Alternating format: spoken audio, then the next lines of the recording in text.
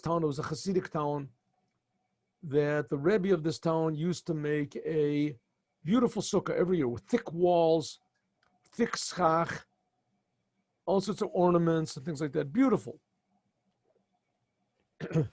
One year there was a very successful year, so all the Chassidim asked this Rebbe if they could make also a nice big thick sukkahs like he did. And he said, okay.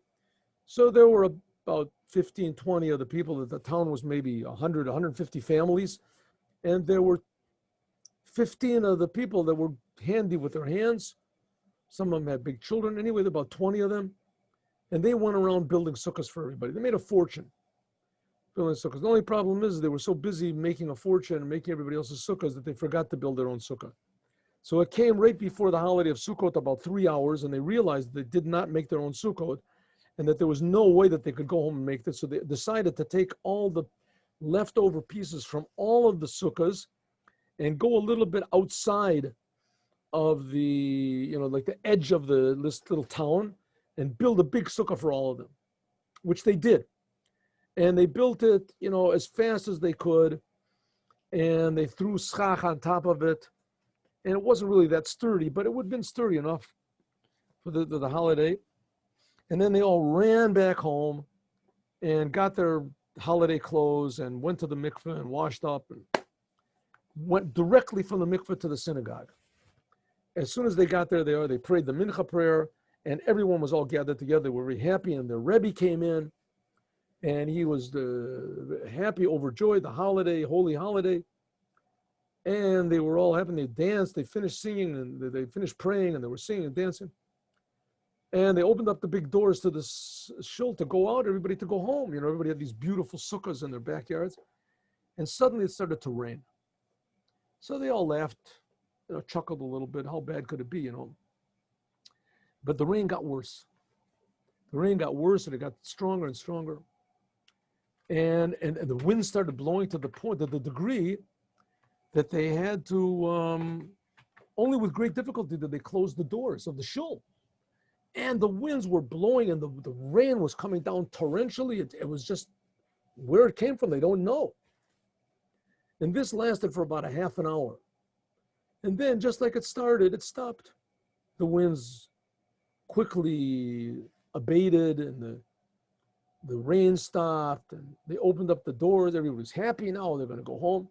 They opened up the doors, but they saw that the wind was a lot stronger than the rains, and it had broken things. And there were the horses that had been tied up, whatever, they all ran away. And everybody went back home to his house, and everyone, it was the same thing. Everybody saw that their sukkahs had been broken. The wind smashed the sukkahs. And after a few minutes, 15 minutes, everyone was in front of their houses trying to find, maybe somebody's sukkah was standing up, maybe they could go. Nobody. The winds were so strong, it broke all the sukkahs. So somebody said, listen, probably the Rebbe is a holy man, probably his sukkah is standing up. So they went to the Rebbe's house, and they heard the Rebbe from the back of his house wailing and crying, oh, my sukkah, my sukkah. And they saw the sukkah of the Rebbe was more broken than everybody else's. One wall was up in a tree somewhere, and everything was all strewn around. So they were all saying, what are we going to do? Nobody has a sukkah. We're not, it's a punishment from God. What do we do? We did something wrong. All of a sudden they hear from far away. So the kids, the little children, they ran in the direction of the singing. They came back and they said, the sukkah of the workers is standing up. So sure enough, a couple older people ran over there and they say, yeah, it's true. The sukkah, the workers, they don't even know our sukkahs are bread. They almost finished eating. So everybody got all their food together, 150 families, whatever.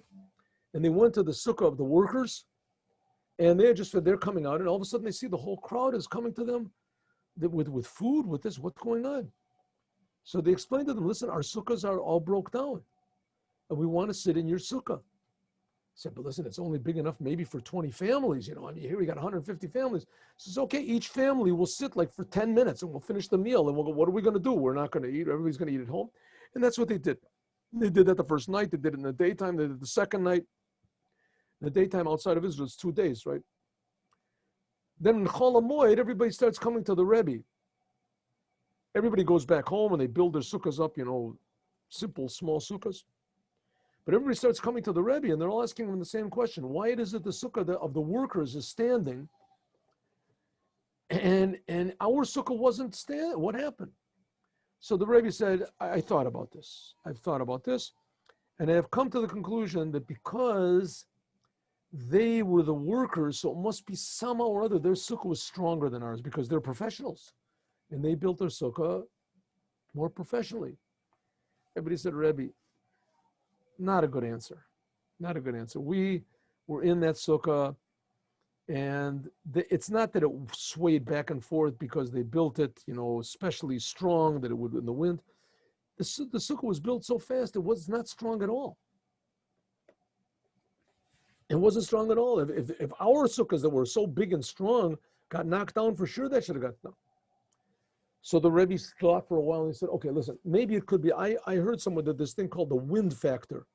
It could be that because our sukkahs were in the backyards, that because of that, the wind factor caused, what did this do? It could be that the wind blew between the houses and it was stronger. They said, Rebbe, it doesn't work that way. We saw that next to the sukkah of the workers, the wind was so strong it even ripped out trees from the ground, but their sukkah stood up. So the Rebbe thought their sukkah was weak, huh? No wind factor. Said, okay, I got the answer. So the answer goes like this. Said, when we built our sukkahs, everyone built the sukkah for his own family. Because he built it for his own family, so it wasn't that strong. But when they built the sukkah, they built it, each one built it for the other one. All 20 all worked together. There was unity. And when there's unity among Jews, all of the winds and storms in the world can't knock it down. That's why their sukkah stood. And that should be a lesson to us. When there's unity among Jews, when we appreciate each other's opinions and differences, we can disagree. We have to appreciate. Then nothing in the world can knock us down. See you all tomorrow at 8:15.